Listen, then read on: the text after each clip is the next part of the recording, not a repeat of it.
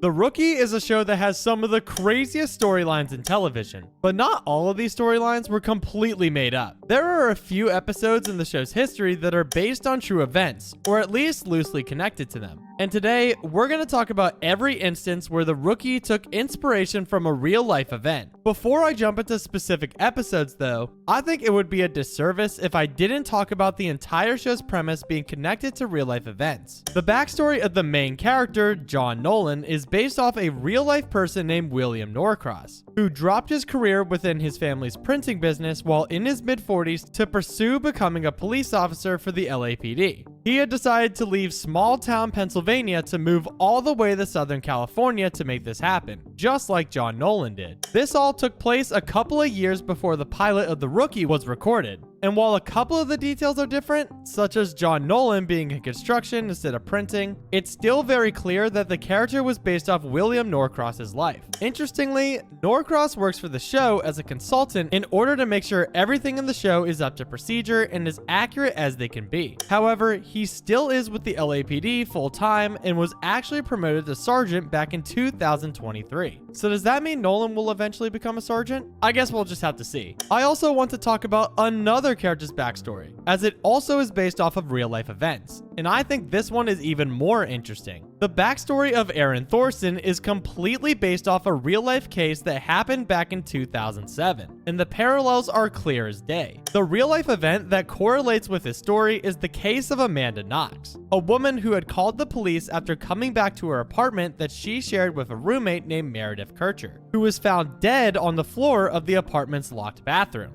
Amanda was promptly arrested along with her boyfriend and her employer, and she was sentenced to 26 years in prison for the murder. This trial made international headlines, and they portrayed Amanda Knox in a horrible light, and her reputation was ruined. She kept appealing, and eventually she was exonerated of the crime. But unfortunately, her reputation was already tarnished, and she still talks about the situation to this day. Aaron Thorson's case is very similar to this, finding his friend dead in their home, getting charged with the murder, and then getting exonerated after all of the mistrials. But there are a few key differences to point out. Number one, which is the obvious one, Knox and Kircher were women, whereas Aaron and Patrick were men. Number two, Knox became famous because of this incident, while Aaron was already famous beforehand. And number three, Knox didn't end up joining the police because of what happened, whereas Aaron did. And while these are some pretty key differences, the more important parts are exactly the same. Having their lives ruined by a heinous accusation, as well as having highly publicized cases that had a massive role in shaping the public's opinion about both of them.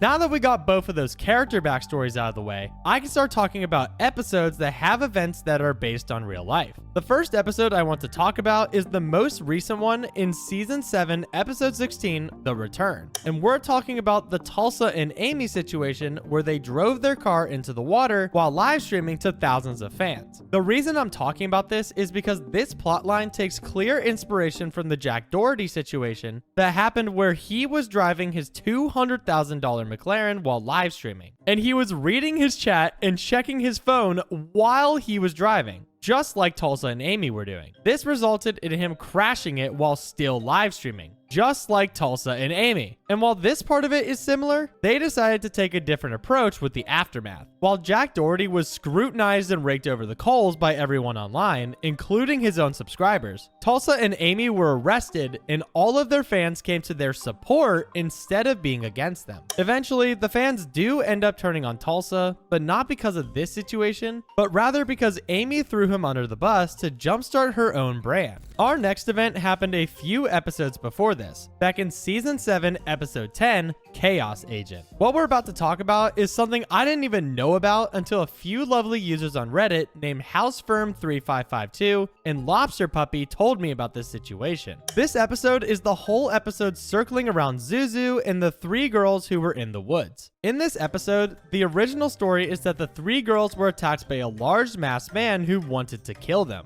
and that Grace was not going to make it. But that's only what Ava and Charlotte hoped would happen, because in reality, the the other two girls were responsible for trying to murder Grace. Their stories were almost exactly identical word for word, and the police started to get suspicious. After searching the girls' technology, they discovered that Ava and Charlotte were talking about the Grace murder for quite a bit of time, especially with a demon named Zuzu. Zuzu ended up just being an AI, but it was enough to trick the girls. Now you may be wondering, what could this possibly be related to in real life? Let's jump back to May 31st, 2014, where two 12-year-old girls named Anissa Wire and Morgan Geyser lured their friend named Peyton Lutner into the woods near a local park around them. They then proceeded to stab her 19 times in order to prove that Slenderman was real. Then they left her for dead. Luckily, Peyton ended up surviving the attack and she was found by a cyclist nearby. What's even scarier about this story is that according to Wikipedia, the two girls showed no remorse for doing what they did, similarly to Ava and Charlotte, saying that the attack was a necessity. Once again, thanks to those Reddit users for bringing this to my attention. Next up, we're gonna head back in time a little bit more to Season 7, Episode 8, Wildfire. And while this one is technically based off real life events, it's not based on the exact event that this ended up being connected to by the fanbase. There isn't an exact wildfire event or date that the episode is based off of, but this entire episode goes over the typical evacuation procedure that Los Angeles has when there's a wildfire in the area. This isn't exactly an uncommon occurrence, so it was only a matter of time before the Rookie made their own story involving a Los Angeles wildfire. I wouldn't have put this on the list if it was just about this, but the timing in which this episode came out made this episode worth mentioning, as the week that this episode released, there were active wildfires happening in Los Angeles. This obviously was not the show's intention,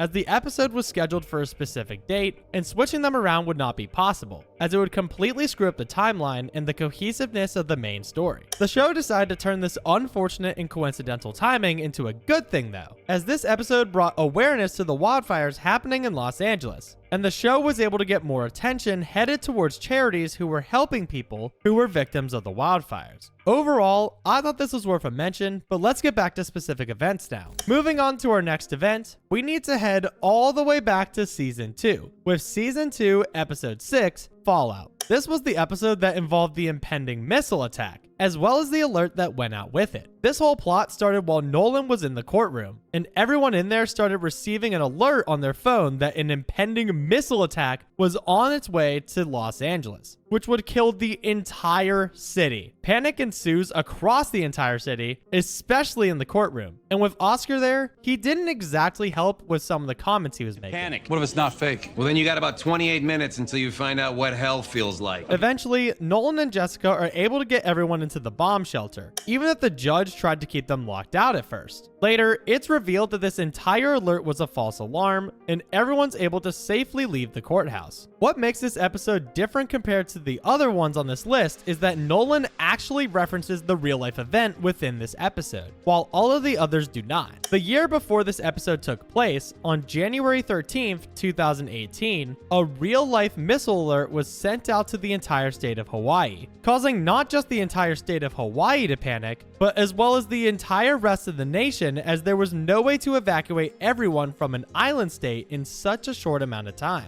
Even the phrasing, "seek immediate shelter, this is not a drill," at the end of each alert is the exact same between the real-life event and the Rookie episode. A key difference, however, was that instead of the missile landing in 29 minutes, the real-life missile alert did not have a time attached to it, adding to the panic that happened in real life. The actual event lasted about 38 minutes, as the government then sent out another alert saying that the earlier one was a miscommunication that was made during a drill. Interestingly though, the Rookie did a good job highlighting one thing that was similar to the real-life event. Instead of immediately taking shelter like the alert said to, most people in real life, as well as the episode, began to call their loved ones instead, as people thought that this was more important than seeking shelter. And with that, those were all of the episodes of The Rookie that were based off real life events. Make sure to subscribe and leave a like to see more videos like this one. Thanks for watching.